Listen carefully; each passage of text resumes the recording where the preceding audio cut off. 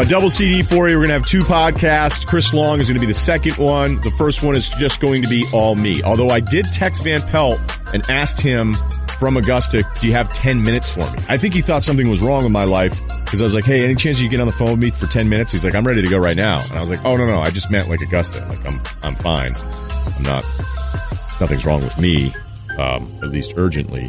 So, I don't know. I guess I could text him, but I think the thing is, man, that Augusta week, that is cash money, man. I mean, I was there last year, and I wasn't even there for anything other than just go with my buddies. And ESPN was nice enough to hook me up with some passes. Shout out to the Double Eagle. And I'm not even a big golf guy, and I'm telling you, it's one of the greatest things I've ever been to. I didn't even want to leave, and usually everything I'm good with after a day or two.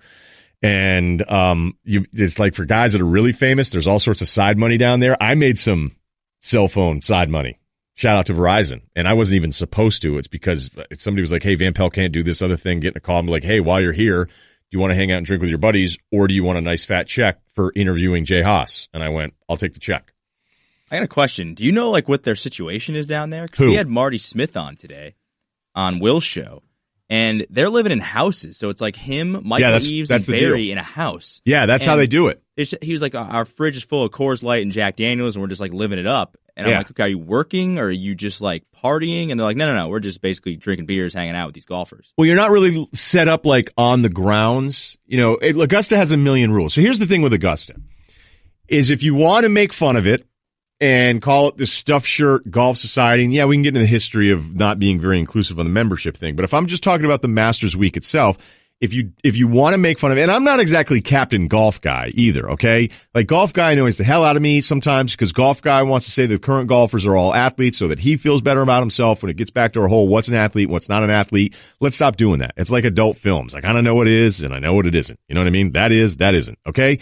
And that's how we should look at, is this guy an athlete? Is this guy not an athlete? And Golf Guy's a little annoying about that because every golf guy, like at no point do I take off from the free throw line and dunk, okay? But I could smash a 300-yard drive that just lays out beautifully left to right and plays up, you know, perfectly on the approach, and I hit an 8-iron from 150 yards out. I could hit those shots back to back and feel like I'm a golfer, but I obviously wouldn't be able to do it all day long, and you'd be lucky to break 100. Like when I was okay, I could generally always break 100 when I played all the time. Now I'm talking about myself, and I'm an annoying golf guy. I want to tell myself to shut up, so I'm going to stop.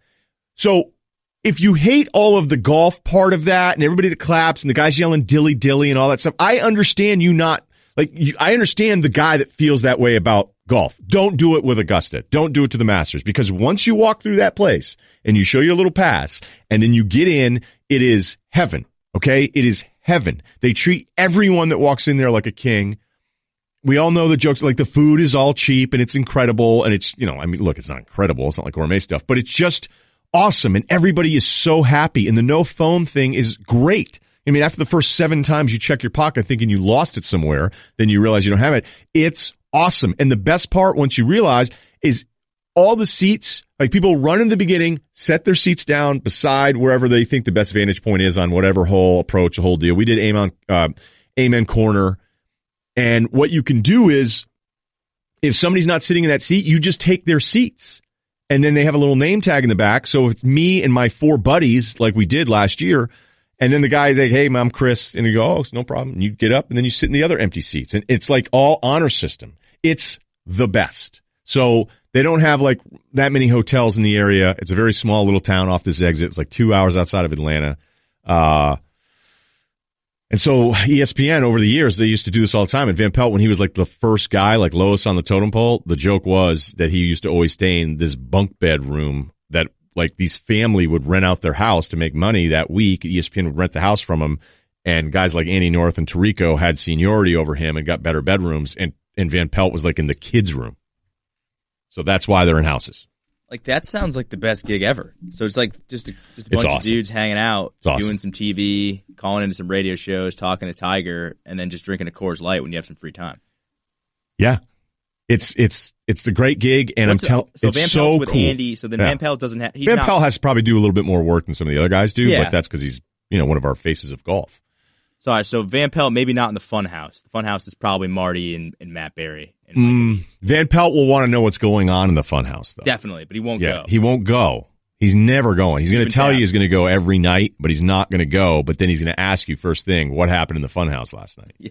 And then he's going to say, I almost came by. Like if I were in the funhouse, he'd be like, what are you guys doing? All right, I think I'm going to come over. Should I come over? All right, are you guys doing anything? And then the next day he'd be like, I didn't want to have any fun, but what'd you guys do? Did you have a bunch of fun? I'm like, yeah, we had a great time. What'd you do? You went out? Yeah.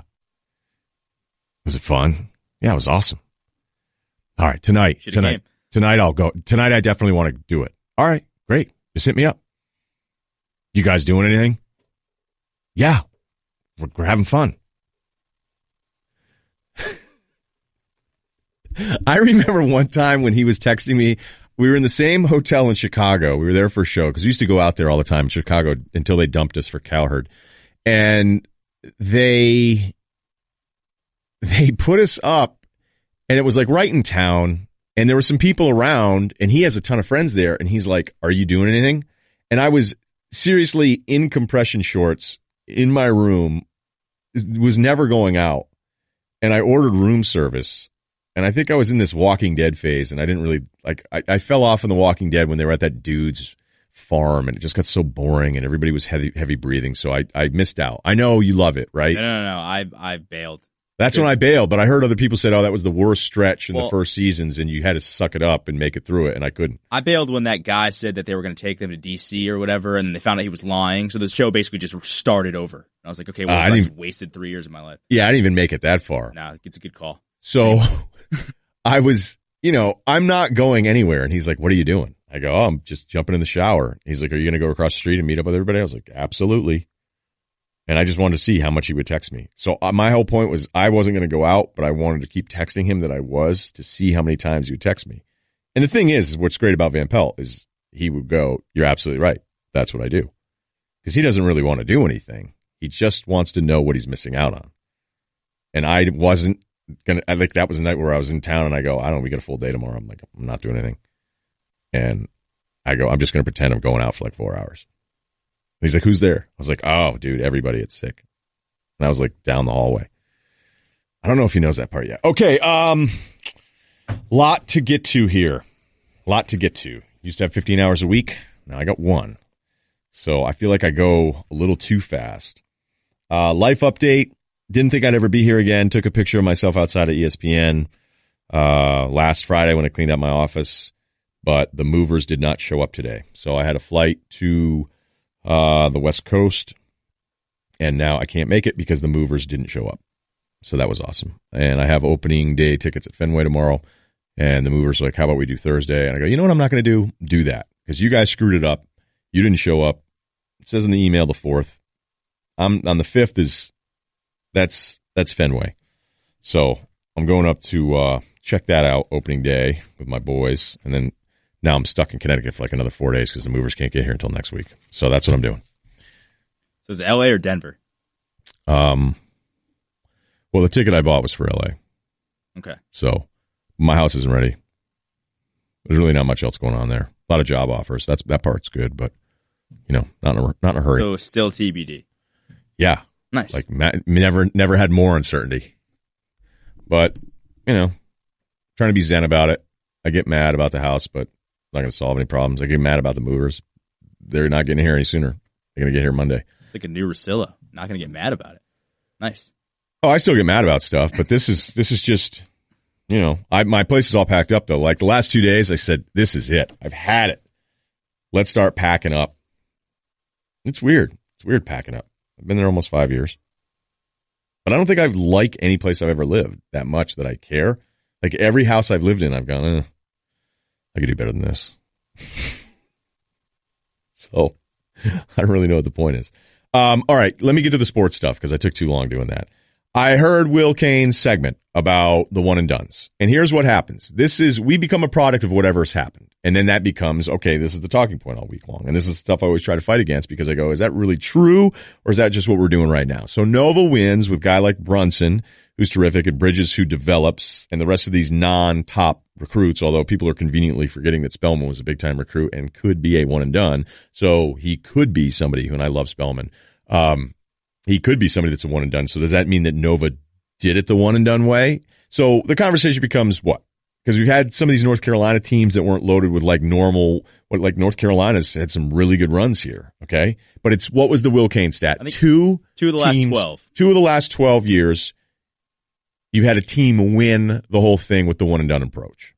It was Duke with Justice Winslow, Okafor, Jones, and it was the Anthony Davis Kentucky team with Kid Gilchrist, all those dudes. Who was Deron Lamb was on that team, right? Yeah, he was a second-round pick. The lesser known. Who was there was another guy that went at the end of the first. Teague.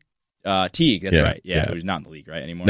No, it didn't work out. All right, so I think I don't even think it's a good headline. It's an accurate headline, but it sounds good. If I wanted to come on and make an argument, and almost every single argument that I make about sports, I already know what the other side is going to say. And that's where I think, and I'm not accusing Will of this, because I'm telling you right now, folks, like, Will believes everything he says. Like, people that criticize Will Kane and say, oh, he's just another one of those guys that just makes it up and tries to get reaction. No, Will, would you back me up on this? I mean, you've been in with him every day now for 3 months after me. Yeah. And he believes it. I think he's wrong a lot. Yeah, that's fine. And that's okay. But this is never like hey, let's take this side because this will be good for me. But what I'd say what Will does, what a lot of people do, is you start stacking up any facts that you think help your argument. And if you wanted to argue against the one and done, it sounds good to say, well, you only had 2 teams in the last 12 years win a title with the one and done approach. So is it really good? And it's even better off the heels of Villanova doing it in the way we like it, because there's some rules with college sports, especially college basketball. But we are obsessed with the education level of people we'll never meet, which is so stupid. I needed to go to college. Cerruti, you needed to go to college. Most of the people listening to this podcast needed to go to college, and the people that didn't go to college probably are going, you know what, I wish I had gone to college. Doesn't mean that's the same for everybody. But, going to college when you don't really do anything that great doesn't really set yourself apart. Like, look, this isn't elitism. This is just facts of look at money that you're going to generate, even though now when you start looking at how much college costs, you're like, wait a minute, when's the market correction? When's the 2008 real estate correction happening to college tuition? Hopefully before I ever have a kid, although at the rate I'm at right now, I'd be going to college on the moon. I don't care. I wish kids didn't have to go to college at all. I've been adamant about this. Most college basketball voices are people telling you that they should stay in school, and I wonder if that's selfishly motivated. I know that as fans, we're selfishly motivated. Like, I don't want kids to go out of high school to the NFL because I love Saturdays, but if I'm arguing that people should have the right to do what they want to do, and that we're obsessed with the idea that young kids fail only because they're young, whereas there's plenty of 3 and 4 year guys that stink and fail too. Like, people fail. So we like when people stay in school. So when a team that wins a national championship in basketball does it with older players, we think it's being done the right way. And I think Cal, because he was at the forefront and just said, screw it, I want one and dones. Let's get you to the NBA. People didn't like that, even though I loved it and just loved the fact he goes, who's pretending? Like, let's stop pretending.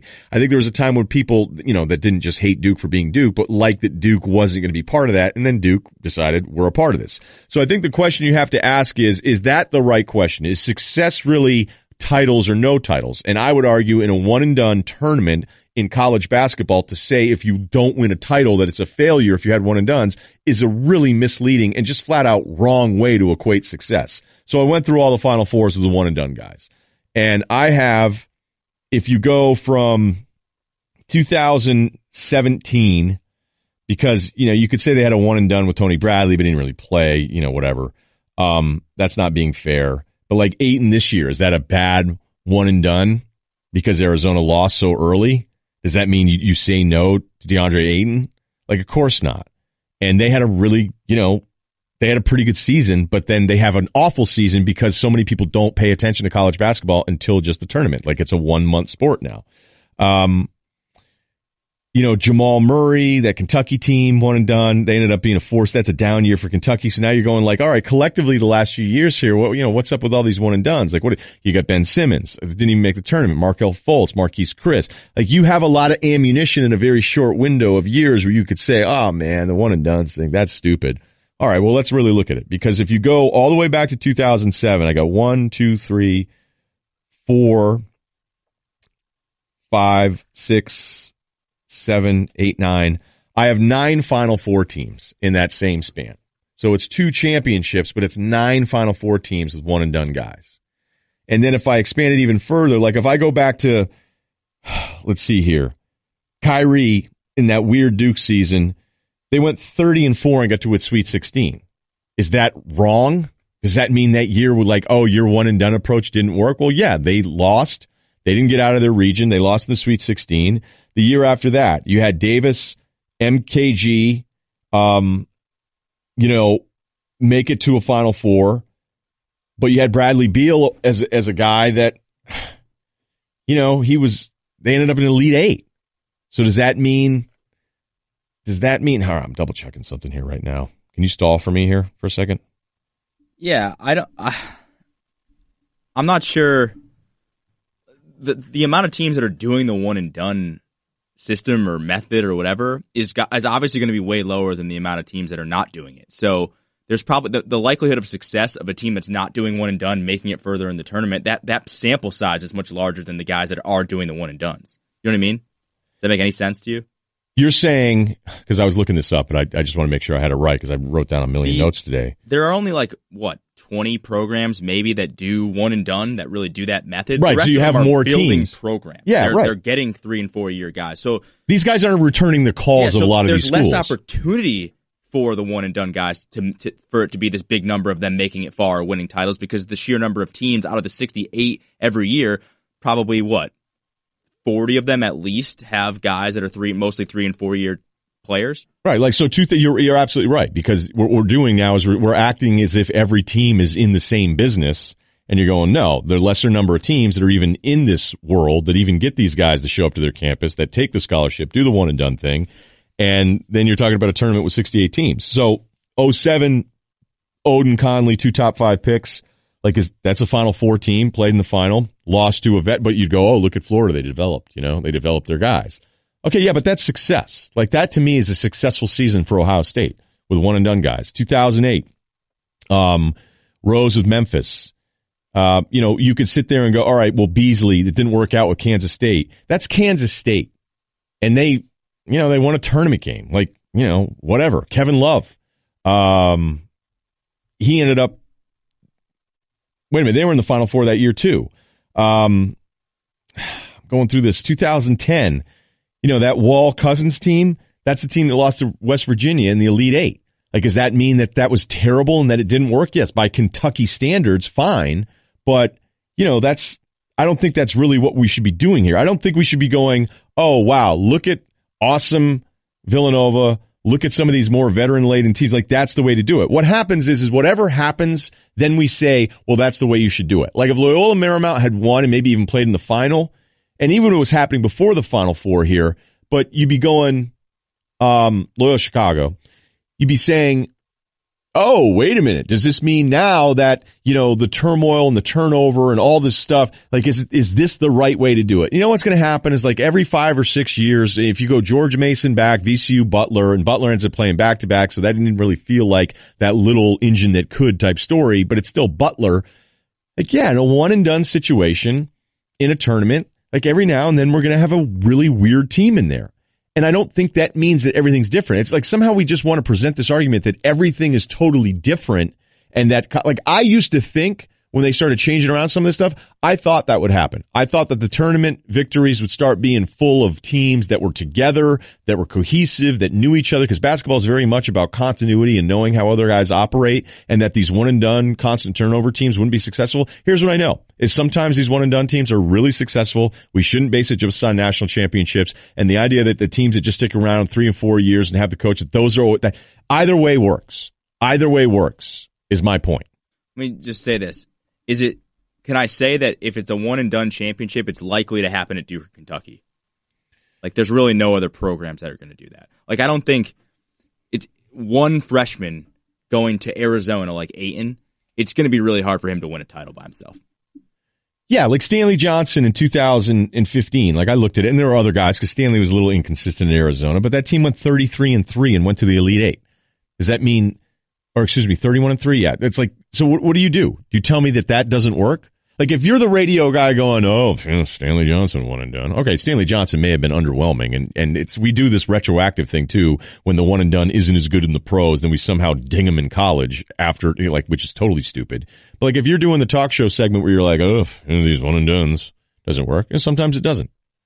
But a lot of times it does. And 31-3 in an Elite Eight, losing at the buzzer to get to the Final Four, like, I'm not that difficult where I'd go, that was stupid. And I think that's what people do. And I think people just don't like one and dones. They want everybody to stay in school. We want our product to be better. We want the product to be easier to follow. And I get all of those things. We're all selfish human beings, okay? I'm going to say it every week because it's true. Learn it more and more all the time. We really just care about, like, we want stuff to be done the way we care about it. I heard that a lot this week, and it's like, Villanova's doing it the right way. Dude, I love Jay Wright. I love that Villanova. That Villanova team is as impressive as any team I've seen in college basketball, going back to that Florida back-to-back team. That's how nasty they are. Think about Brunson and Spellman weren't even that good in the title game. And DiVincenzo goes crazy. You know? I mean, Brunson had foul trouble. He didn't make any shots. He's the player of the year in college. And they house another team in the national championship game. That Alabama second half, like, I couldn't be more impressed with Villanova. So this is not knocking Villanova at all. What I'm doing is just, you know, what I did when I did the radio show is knocking all the stuff that I hear and be like, I understand we have to kind of play the result. It's almost like the stock market this morning. It's getting crushed in the pre-market. Down hundreds and hundreds of points. Up, it's because of this. It all came back, and then it went up in one trading day. So every article that was written in the morning was wrong. It was. I don't know how the financial guys write this stuff. Fears of a tariff. And then it's like, fears no longer a factor in, you know, and I don't know what the hell is going to happen tomorrow. But I would hate to have to write about it. Did I answer that? I think so. What would you do if you were Jay Wright? Oh, that's a really good question. I wouldn't go to, like, I think people need to understand that, like, why would he go to Kentucky? That's the other thing that we do. As soon as a guy wins something, we want to get him another job. Yep, whatever. Like, how about this idea? Maybe he really likes it there, and maybe it's an awesome job, and now he can live there forever, and he likes being in his city. He knows all the moving parts. Yeah, he needs to get some more money if you're looking at him and comping him against some of the other top guys, but why do we already put him? I can understand the NBA thing, but what the hell is this? Would he take the Kentucky job? Like, what is it? Well, I'm not even talking about it. Who's doing that? I was talking about NBA. You're talking NBA? Because there's no need for him to take another college job. I think what he has, and this is something you and I talked about on the phone the other day when I was lost at Home Depot. I'm going to throw a theory at you, and I want you to figure this out. Because when I did that thing on millennials, and then Awful Announcing did that horrible piece on it. Like, Awful Announcing tried to talk about, like, what they completely missed the point. I even like DM'd. Worst take of the day or something. Yeah, I even DM'd the writers. Like, did you not get the sarcasm I had in this? Like, I know I was doing this whole thing where it's like, millennials are the worst, you know? And I'm like, yeah, look, every generation does stuff I don't like. But I was turning it into, like, how everybody bashes millennials or whatever. So he didn't get the joke, so whatever. We agreed to disagree. No big deal. I wonder if millennials now, you know, making up a good chunk of the NBA, and as they continue to come in. Although now we're on generation, Z now? Z, yeah. Yeah, snorting condoms. What's up? I think personality is the most important skill that you can have as an NBA head coach, college coach. And I think Jay Wright has the personality. Brad Stevens is somebody who should have a massive ego and finds a way to present himself as egoless. I'm sure, you know, when it comes down to a private moment, like Brad Stevens thinks he's pretty bleeping sweet, but he talks about his players in a protective way, always positive way. And if I were a GM or an owner of a team, wishful thinking, but never want to rule anything out, never want to put a salary cap on your life, is that t-shirt. is I would want to know this guy's, because when I look at Thibodeau in Minnesota, I wonder, is that maybe just not work anymore?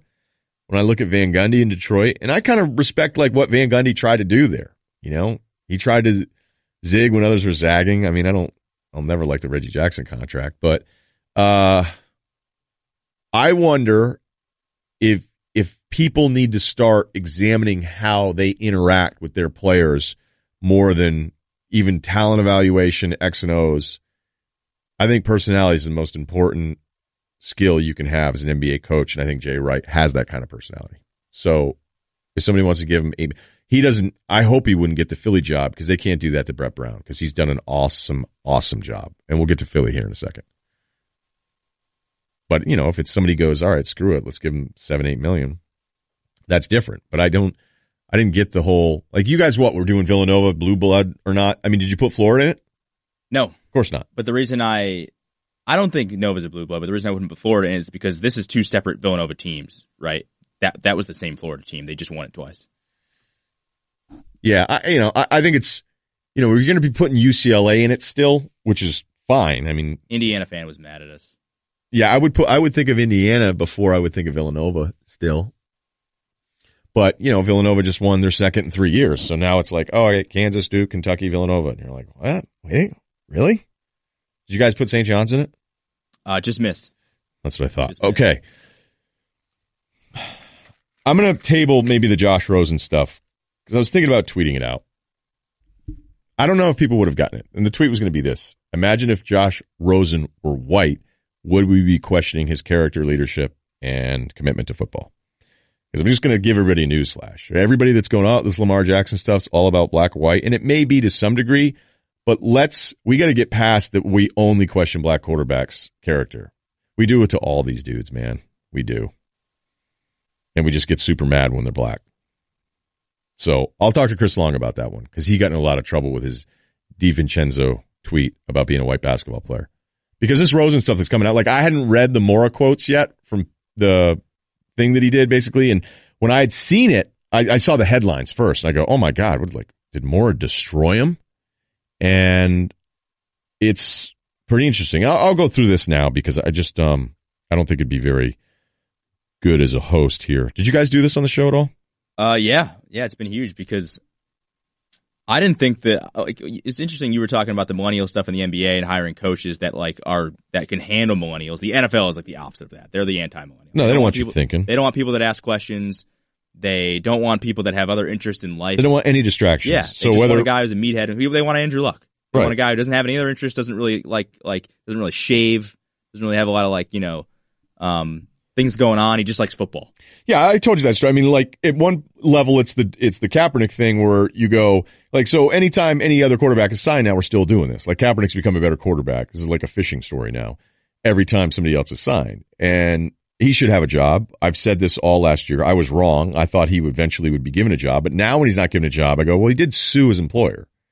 Also, he doesn't want it. I don't think he wants a job. Ooh, we're doing that one? See, I'm not comfortable with that yet. And two, wouldn't it hurt his case if he got a job in the league? Like, he's not going to get a job because of all he's done. But remember when the first thing came out about collusion against him, they were talking about all these emails? How come nothing has leaked?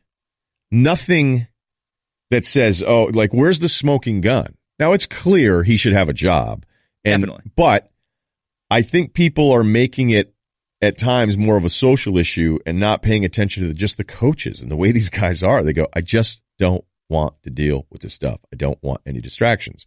And if you're ignoring that part of it, then I think you're selling the agenda there's only one reason he doesn't have a job. And, I've used this example before. Jabari Holloway was a tight end at Notre Dame. He was incredible. Early 2000s. Pats drafted him. Didn't work out. And the story I heard when I was up in Boston was that when it didn't work out, somebody on the Pats staff said about Jabari was like, we'd heard he missed a football practice at Notre Dame for like a chem lab. So he skipped football practice because he had to make up some work in a chem lab. And the guy on the football staff said, we should have known then to not pick him. Now that seems messed up. I don't think it is. I think it's shining a light on the way the football coach brain works. It doesn't mean you always have to agree, but I get kind of football guys' point on that. I don't know. You think that you're looking at me right now like that's messed up? I think people would take. I've told that story before. I get why you say that. I think people would be people would be mad about that. People probably were mad about it because this kid's trying to prioritize his life or whatever and has interests, and he may be a great football player, but those he was guys really good in college. Only want guys that care about football. Like, but you think Belichick doesn't care. He doesn't want you to have. That's why all this. He wants you to be smart, stuff, right? Like he doesn't want TB12. He doesn't want Guerrero. He doesn't want all these guys doing. I don't know if I blame him for that. In line. Yeah, I mean, I don't like. Don't ask why. Yeah, exactly. Don't act like I don't. You know, I'm pretty good at this. Like if I were Belichick, I'd be like, my track record is pretty freaking good. Okay, like you want to be doubting me? Like there's a lot of guys that have tried to doubt my whole approach and all that stuff. Like, oh, they're broke. Listen, though, if I was Josh Rosen and I got drafted by the Browns, I'd be asking why a lot because you probably deserve that. Okay, so this is what Mora said on NFL Network, said that he'd take USC Sam Darnold over Rosen with the first pick in the draft if he were running the Browns. Mora said, quote, it was because of fit and cited Darnold's, quote, blue-collar, gritty attitude. And Peter King says here that my jaw dropped when I heard that. So then he followed up with more, and he goes, I talked to him, so this is on Sunday, and he goes, he understands the tornado his words created. So when I had heard, like, oh my God, what did he say about him, I expected it to be worse. But what people couldn't freaking believe is that the coach not only didn't pick his own QB, is that then it's the USC-UCLA thing, which I can't wait to be in the middle of that crossfire. And he said, look, I put it in the context of fit. Here's what I'm not going to do. I'm not going to beat up Mora. I know what Mora is supposed to do, but I'm the guy that can't stand most of the ex-coaches and athletes that say nothing. Like, it just bums me out when we would hire guys and they'd come into ESPN and they were boring as hell. And I'd be like, dude, why did you even want this? Be like, do you just want to get out of the house? Well, the answer is yes for most of them. So I'm not going to beat up Mora for going, you know what? I said what I said. So he gave us the honesty there. I don't think it should have been treated as this blasphemous thing. It is a little weird. And yes, I saw people say, oh, Mora's never going to get recruits again. I don't know. I mean, I don't know if that's his goal, that he's going to coach a big-time college football again. I don't know, man. He gave us something good, something tangible. And from his perspective, the guy that coached him and coached against the other guy. And I'm the one that tells you I like Rosen better, but I don't know what Rosen's deal is. I don't know. Like, I've heard people tell me he's the worst. Like, dude, he's the worst. Like, Russillo, you'd hate him. Like, you know what I know we also do? Like, my book, there's a chapter called Everybody Hates You. And it's the younger guy at work. Like, you're right now, you're 40, you're my age. You have an office. There's a guy who's 25. Maybe he's good looking. He's pretty smart, but he thinks he knows everything. And even if he has some good ideas and he shows up to work every day and he's not even a bad time at happy hour, there are times in meetings you hate that guy. You just hate him because he's 25 and you want him to shut up. Cerruti knows what I'm talking about. It's him in every single department meeting. Everybody hates him here. Yeah, I ask why a lot. We've been over this before.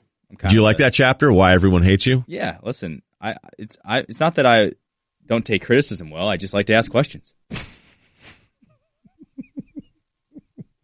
By the way, I don't think I've ever had a problem with you not taking criticism well. From me. No, and but I've criticized you. I mean, I criticize you all the time. I feel like we did the whole, what was it? What was the analogy? You were like, if you're in like the World War II and the general says, yes, hey, do this, and I can't ask why. Why can I? No. I can't be like, hey, dude, like, that seems like a bad idea. Yeah, we did that on the air. That's when I told you were wrong. Like, you can't have every single, so, all right, so you want to know why we're going up this hill. I just would like a little bit of background information, Okay, but what if every single guy in that unit felt the same way?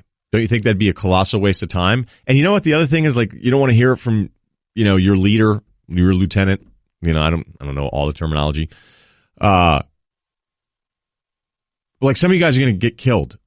And yes, it may suck for. If I'm going to get killed, I want to know why I'm getting killed. Like, yeah, well, you know what? There's no draft anymore, son, and you signed up, and you liked the gear, and it was fun to shoot ARs on the weekend, and now what? Well, that's clearly why I didn't join. You're going to go up the hill. Okay, let's talk MVP, Coach of the Year, and Rookie of the Year. You ready? I would vote for LeBron James MVP. I think it's close. I think it's real close. But MVP is weird. MVP is a story. And a lot of the voters, almost all of them, are writers. They're all media members for the most part. I was going through the list again today. And I think one of the great examples of storytelling is the Andre Iguodala story. in the NBA Finals 3 years ago, the first year the Warriors won. Steph Curry was the MVP of the NBA Finals that year. The idea that it's anybody else is ridiculous, but it was that Iguodala shut down LeBron, so that kept getting told over and over again.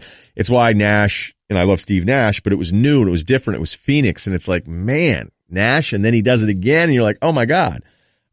I think Steph deserved both of his. There's a lot of people that tell you Harden. I mean, there's so many players that are anti-Steph. Then Harden won. Remember they did like the Players Ball Choice Awards, Teen Choice, hosted by Russell Wilson, Nickelodeon. Yeah, because everybody hates Steph, though, right? Yeah, because everybody hates Steph. Well, players hate Steph. And I think actually a lot of media guys don't like Steph either. So Harden ended up winning it, right? But he didn't win the MVP. And then last year, it's like Russ post-Durant. Russ didn't just win the MVP last year because of his triple-double. And by the way, he needs what, rebounds? 12 rebounds per game in the last 4 games to get another triple-double, which you've heard of 0 times, I think, this season. Okay? And granted, because he just did it. But I think last year's voting for Russ was 50% his stats and 50% like a screw you to Durant. Like, look what he's doing without Durant. And the team wasn't even that good. But then the Harden argument last year was, look at wins. Why would you vote for Westbrook when Harden has more wins? And then I'm like, all right, so does that mean the Harden people want us to vote for Kawhi? Because there was a really good Kawhi argument last year. And then there's the best player thing. And one of the dumbest ideas ever is this whole, let's have an MVP, but then also a best player in the league award. What are we, 7? That is so stupid. That is so weak. That is so 2018. I hate it so much. I would even think about for a day maybe not watching games. But I hate that. I get seriously, top 5 worst ideas in sports in my time covering anything. That's how dumb that is. Like anybody's, there should be 2. You know what I mean? All right, so let's get best player, let's get MVP, but let's do one for somebody we think is underrated too. Just rank the players. Well, I mean, ESPN.com does that already, so there you go. Right. I have a scorching hot Kawhi take if you want it now or later. Now, because I can't wait. I'm excited at the prospect of him getting traded because I want to see if he's as good as he's been on the Spurs as he would be somewhere else. I think he would be now. I do. Although I still think guys like Durant and LeBron look at Kawhi, and you could tell this, and even Windhorst mentioned this a couple years ago when LeBron was going up against Kawhi. So that's what now, 4 years ago? That they kind of looked at you, and Kawhi's better now since then, but it was almost like, you think he's in our group, like as an offensive player? Come on. Like, he's good. No, but I think when you looked at I mean, he started kind of, don't you feel like he was doing more shot creation stuff and getting his own offense going in a way that you didn't really think? Like, even when you were like, man, look at Kawhi. Like, oh, wow, he's improved again. Wow, he's now to score again. Wow, he's maybe the best two-way defensive player in there. But can he really go get it on his own? And then he did all that. So I think he's answered every one of those questions. The story in itself is really, really weird. And it's lame. It's pretty lame, to be honest with you, that you just decided, like, you're shutting it. Like, that's what's happened here, right? Like, he shut it down. And, like... But what I don't understand is he has to play next year, right? Yeah, to get that Unless contract. He gets the extension this summer. Yeah. I think, well, look, the Windhorst thing was funny because even Windhorst goes, why are people making such a big deal about the idea that people are going to be calling for Kawhi Leonard? Of course they're going to be calling for Kawhi Leonard. Like, everybody's going to go, all right, let's see. And maybe somebody who's really good, maybe a good team, maybe a great team gets creative. Yeah, I saw hey, would you Beal and Otto Porter? And you're like, get out of here with that. Yeah, you got to do better than that. And the thing is Beal to me is one of those dudes. Certain nights I'm like, yeah, he is as good as I thought he'd be. And then there's other nights I'm like, he's just not as good. All right, so back to the LeBron thing. If you want to argue Harden, you're going to have a ton of stuff on your side. You're going to. But it's like I try to say, there are things that aren't close. Like MVP and Rookie of the Year, it's not Margot Robbie and Kathy Bates, okay? There's an argument for LeBron, and there's a really great argument for Harden. And if you voted for Harden, if we were roommates, we both had NBA votes, and I've never had a vote because ESPN would have to make that happen, and that was never going to happen. But I'd vote for LeBron, and if my roommate said I'll vote for Harden, I go, yeah, man, totally get it.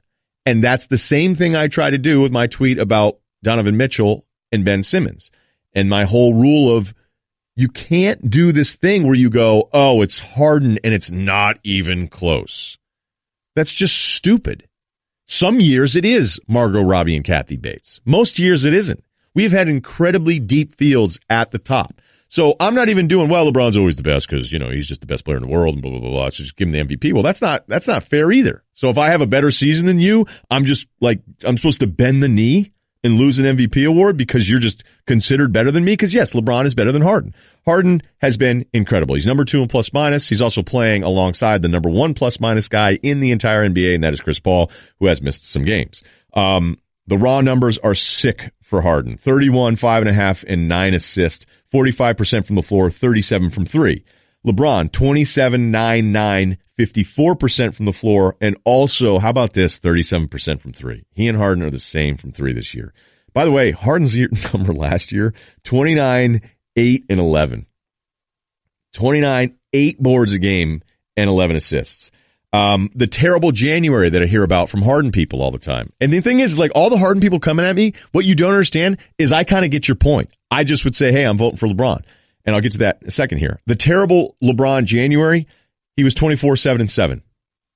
That's the one that I keep hearing from everybody, how terrible he was that month. That's terrible. That's below his standard. It's not, the guy didn't score 12 a game. He shot 22% from 3, so that's the thing. So everybody who wants to discount LeBron for MVP wants to point to his 22% shooting in January. They went 6 and 8 that month. They also played in those 14 games, 10 playoff teams, and 2 in that month of January were against Detroit, who's now not a playoff team. So that's really, at the time, playoff team, 12 teams. Okay, 10 of the other ones now, still a playoff team. This is my LeBron argument. I've watched them a bunch, and I know I was the guy on recently pointing out LeBron's defense, which isn't as good. And by the way, I went through it again this morning. I can't believe these Cavs writers, weeks later, coming at me saying, look up the stats. Bro, I looked them all up. They're not good. But I'm not going to say because LeBron's defensive stats aren't good that way I'm going to give the MVP to Harden. Okay? Harden's not winning the MVP because of the defensive vote for me. LeBron would win it because when I look at what this team has been this year, Love is at a 22 PER in 56 games. Larry Nance Jr. a 22 PER at 20 games. And basically everybody else is average or bad. So that's Love missing a good chunk of the season, Nance a 20-minute-a-night piece, and everybody else is either average or below average efficiency. Not somebody who may be a top 7 player in the NBA next to him. And I know that doesn't seem fair for Harden. All right, so because Chris Paul's good, who's also missed time, that means Harden doesn't get the MVP? That doesn't seem fair. But my general point is this, is that, yes, the defense hasn't been good, but I kind of think that Cavs team stinks. When Love's there, they're good. But I just think he's elevated. That's my argument. I'm looking at scoring. Since the All-Star break, Love's played in 8 games. He's the second leading scorer in the 8 games since the All-Star break at 15 a game. The other guy in third is Clarkson coming off the bench in all 22. His game's 13 points per game. There's a lot of guys just, I'm not saying it's system. I'm not saying because I don't love the ISO stuff. This isn't even a dislike Harden thing. I appreciate the hell out of Harden. And I'm not going, oh, well, let's see it in the playoffs. That would be completely unfair to say I'm not voting for you for the MVP because I haven't liked how you've been in the playoffs the last few years. That's not what I'm doing here. If you voted for Harden, I wouldn't be mad about it. I'd get it. But the more I've watched LeBron and how he's closed out with this team that's not very good and continue to shoot like this, I would give it to him. And I'd have a hard time with it. But that's my argument. It'd just be funny, 3 years in a row, Harden finishing runner-up. I feel bad. And I'm not even a feel-bad guy. No, you aren't. That's just...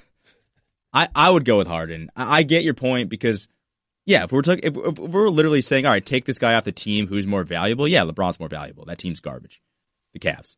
But I don't know. I just think, I can't ignore some of the weird stuff that's going on around LeBron, too. I can't ignore maybe the weird Kyrie thing and that maybe he put himself in this position. And maybe I shouldn't take that into account, but I am taking it into account. I just think there's a lot of weird things surrounding him, the Cavs. And so, when I point out him calling out teammates for the defensive stuff, so you would ding him MVP-wise for that? Kinda, yeah. And maybe that's wrong. No, I don't. I think it's fair. I think it's fair to bring it up. The way I challenge you on it is if I was going to say you're wrong and I disagree with you. I just wanted to get your thought on. And if somebody said, I don't like that. I tweeted about it, and it was weird. It was very weird. I I think it's a frustration. You know, if I want to do the apologist LeBron thing, I go, hey, man, hey, look how frustrated he is. Look at the numbers I just gave you. The surrounding cast, other than Love, who has missed all this time, it really hasn't been very good. It hasn't been very good. And that's just a dude who's incredibly frustrated. But, you know, there's ways to lead. And times this year with LeBron, it hasn't been great watching him not be a very good leader with this group. By the way, that Saban thing is insane. It's the worst. How weird is that? You know me, I'm the LeBron defender. You can't defend it.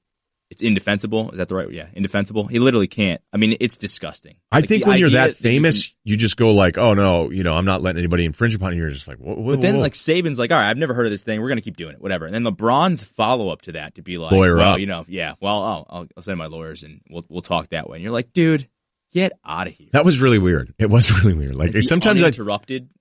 Okay, dude. Like you're the first person to put a camera in a barbershop and just start talking. Michael and Jamel did it years ago. Barbershop, the movie did it. I guess because it was Talk Shop and they were in the barbershop and then they were like, and we were. And it's called The Shop. The Shop. Yeah. Yeah. I mean, I don't know. There are only a certain amount of creative things you could do with a barbershop title. Okay, Rookie of the Year. Coach of the Year, Brad Stevens. Not discussing it. There's tons of great options out there. This is insane. This is insane, the games that they've won with no guards. I almost want to vote Spoelstra every year because I can't believe how good, and I just love the Whiteside thing from this weekend. Bobby Marks. You see Bobby Marks' tweet? No. He goes, so Whiteside comes out, for those that don't know, and just rips the way the Heat used him and basically didn't use him in the fourth, didn't use him in overtime, right? They ended up losing that game too. I don't know. I forget. It was a Saturday night game. And so he goes off a little bit, like, I'm one of the best centers. Maybe a team who wants a center. There's no good centers. They didn't even use me. Why are we going small when they want to go small? You know, use me. And that's the thing is, like, Whiteside's this really confusing dude because some of the raw stats tell you he's this great dude. But when you watch, you're like, I don't know. It's weird. And so, and I love when you watch and then one of the best guys that I respect and Spoelstra decides to take him out. I'm like, yeah, see, like, there's something off about this. They ended up finding him. And then Bobby Marks was like, just watch the Miami Heat game from last night. I hope Whiteside did too. You're like, damn. Ether. That was my barbershop thing. I'd be like in the back, just mopping up hair. I'd be like, All right, what day was it? It was Saturday night, wasn't it? They lost to the Nets. Overtime? Overtime by a point. Yeah, okay. Rookie of the Year, Ben Simmons. Yep, I said it. Okay, so, hello, Philadelphia. How you doing? You guys lost your minds again on me, and I know I'm just in the crosshairs, and I get that because of my terrible take on them being bad. Although I would say this winning streak, have you looked at the teams they're playing? Literally every team that they play wants to lose. And I know the Nets don't have a pick, so don't get weird with me. But they're doing something here that they weren't doing before. When you looked at Simmons' numbers on the court without Embiid, they actually weren't great the first 4 months of the season, and he's closed really strong. And Šarić has been a big part of it too. But Simmons is like, my biggest thing was that Mitchell was doing it, and I thought it was close. I was like, I'll go Mitchell because he's leading this team in scoring. They really have another good offensive player. I mean, Gobert gets some, but the on the court stuff with Mitchell was more impressive through most of the season than it was for Simmons. But Simmons, you know, even though the schedule's easy and we knew it was going to be easy to close it up, and normally with Rookie of the Year, the teams are so bad that I don't really care what your standings were. Like, sometimes we'd argue, be like, oh, they have 28 wins. Well, they have 34. You'd be like, who cares? Philly flirting with the third seed. Easy schedule, but whatever, man. Embiid's out, and Simmons is closing it the way he is. And it's not just, hey, Simmons. Like, the one thing I was really, really hammering was, wow, that's weird. Why are the Sixers so much worse, you know, on the 100th differential? We're talking efficiency here. Without Embiid and just Simmons. All right, let me look at the Mitchell numbers. Oh, wow. They're still really good, you know, with Mitchell kind of out there by himself because Gobert's missed all this time. And that's it. But you know what? I know most of you guys are arguing for Simmons watch 0 Jazz games, and if I could swear right now, I would. You know, and you'd be doing the exact same crap if if Mitchell were on a lesser team in Philadelphia and Embiid was with the Jazz and Gobert. You know, if Mitchell were scoring 20-something a game in Philadelphia, you guys would be telling me he was leading scorer, first rookie, 20-plus points. I mean, it's all the same garbage. It's just a rotation of cities that decide to get mad every 2 or 3 months. So this is nothing new. I got 15 years, son. I just sounded 100 at the end of that. I just saved hundreds of dollars by switching to Geico. I feel like a whole new person. Disclaimer, you will not become a whole new person. This is impossible. You might be able to join a gym or diet program, buy a new wardrobe, get hair implants, but your DNA and physical form will remain the same. Geico waives any and all liability if you attempt to become a new person, except a cyborg. If you choose to become a half-human, half-cybernetic organism with lasers for eyes, the Geico legal team would be cool with that, because, quote, laser eyes are pretty sweet. Pew, pew, pew, end quote. Geico. 15 minutes could save you 15% or more. I want to run something by you. Non-sports related. We'll close with this. Watch Battle of the Bastards the other night because I'm rewatching Game of Thrones. And I love Jaime Lannister. Yeah, he's awesome. He's awesome. Like, I just finished up season 6, so when he tells off Walter Frey, when he's like, "Did you fight?" "I won my victories. I conquered." "Yes, but were you in the battlefield?" "Mock me all you want." Then he's like, "If we let you hold Riverrun and you keep losing it," like, he's just killing him to his face. And Frey's like so unlikable, but he's so good at being Walter Frey. I don't feel like I appreciated Jaime Lannister enough the first time through watching Game of Thrones. No, he's an incredibly likable dude now, which is awesome. Give me your number one character. So everyone's going to crush me for this. I really like Jorah. Because I just like his story arc. Like he was kicked out of the family by his dad, Mormont. The Hound? No, Jorah. Jorah Mormont? Yeah. Oh my God! Yeah. Whenever I say that, everybody hates me for it. I don't hate him though, but God, their number one pick. I just like his story. He's clearly in love with Dany, and he's got this messed up life. He had grayscale, and now he doesn't anymore. Spoiler. You know what I couldn't do? I couldn't be the older guy that's like the number 2 side dude. But I think, the reason I like him is because I think he's got a big role to play in all of this. And like I said, I just like how he sort of rebuilt himself. I like the Mormont house family. I like their deal. I would have a very hard time. I love the house because Mormont, the OG Mormont, that I hate when he gets taken down by all this sketchy. And then is it Lyanna Mormont was the little girl in the meeting there, talking about, Yeah, that's a little far-fetched. That's a little 2018-y for me.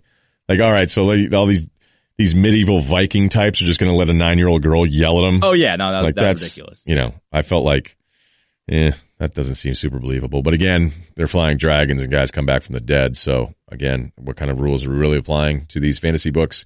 But no, I like Mormont. He's cool. But that would be because he's a badass, by the way, too. He's a great fighter. Clearly was came from sort of a noble thing, got knocked down and is sort of working his way back up through the back channels. And I like it. I forgot. What was the Hound's real name though? Isn't there something, or is it, is the Mountain has like a similar first name as Mormont?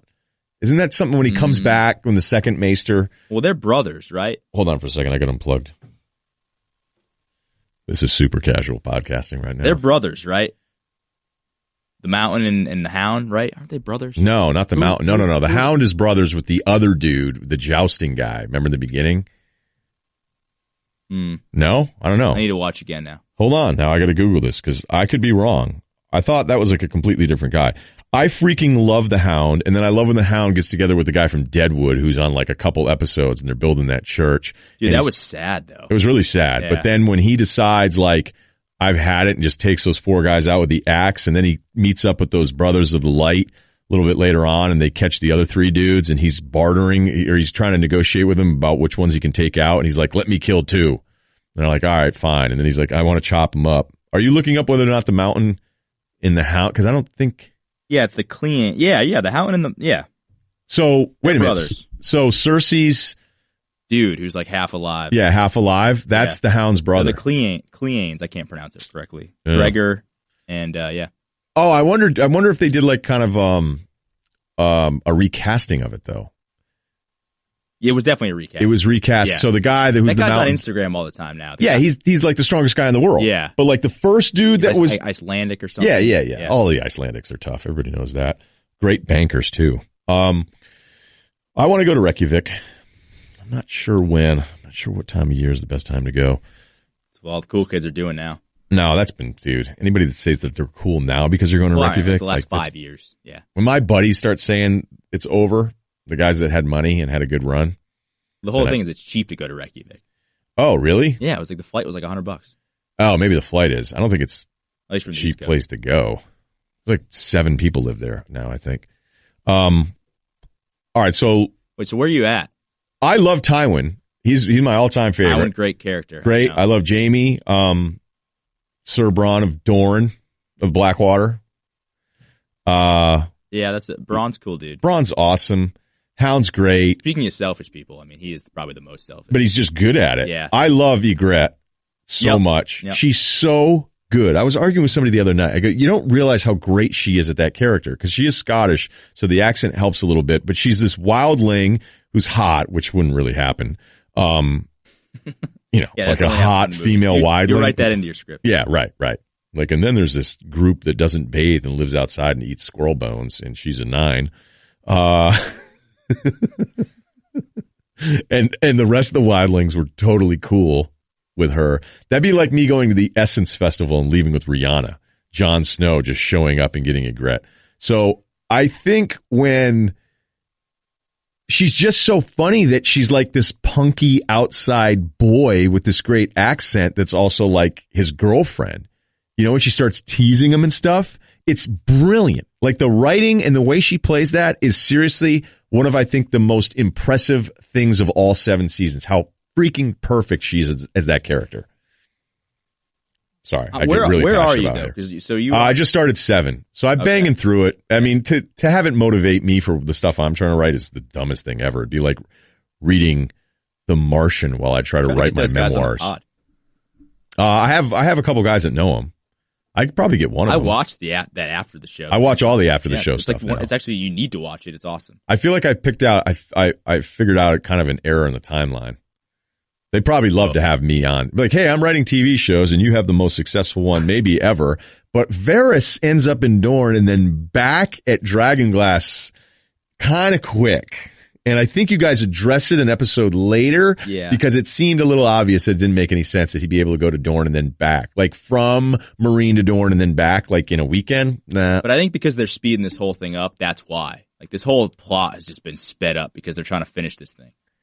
All right. So we're in agreement on Tywin. We're in agreement on Jaime. We're in agreement on the Hound. But I think because I got thrown off on the mountain thing because I think he is recast like the dude that actually sleeps with 2 different guys. Yeah. Daenerys, because that's a different dude. Because that threw me up. But when you watch him back to back, I also noticed something from season 2 to season 3. Littlefinger, Lord Baelish, he comes back with like a leprechaun thing in season 3 that he didn't have in the first 2 seasons. Did you notice that? Now that you say that, I did. It's unbelievably obvious. Yeah. Watch an episode in season 2, and then he comes back and he's doing this. Yeah, he's got kind of a lisp. Yeah. You know that the veil is always in, and you're like, what the hell? Would you like get punched in the face? Speaking of him, and sneaky worst character in the show was, I forget what was that the Veil? Yeah, was it the Knights of the Veil? Is that the place with the big circle thing? Yeah. Whoever the kid, no, his mom. They both worst suck, character in the show. but they were good at it. They were great. Worse than Joffrey. Hot take. I've found myself not loving, like in the second time through, the Arya Stark storyline. It doesn't do anything. Look, the show's amazing. It's one of the best shows I've ever seen. I love it. I don't like that storyline. And I think her taking out Walter Frey makes it, and then she kills everybody, and nobody knows that Frey's missing before a big dinner, and she's dressed as Frey. Again, dragons are flying, but the Frey Mission Impossible mask. It's magic, dude. I guess it is. She did study. She did study for a while. Okay, I do want to do in the future which Game of Thrones characters we are, and I put this at the back end so that people that hate it don't have to listen to it. Please subscribe, rate, review, keep the numbers cranked up. We get a double CD for you. Chris Long, part 2 tomorrow. All sorts of stuff. The tweet that made white America mad. His thoughts on Lamar Jackson, which I didn't really think we were going to do, but we ended up doing it anyway. Why Nirvana is Barry Sanders, and he says that Pearl Jam is Barry Sanders. And we'll do rapid-fire questions with him, including ranking his entire family as a potential roommate, and does his younger brother text with Cooper Manning saying, "This sucks."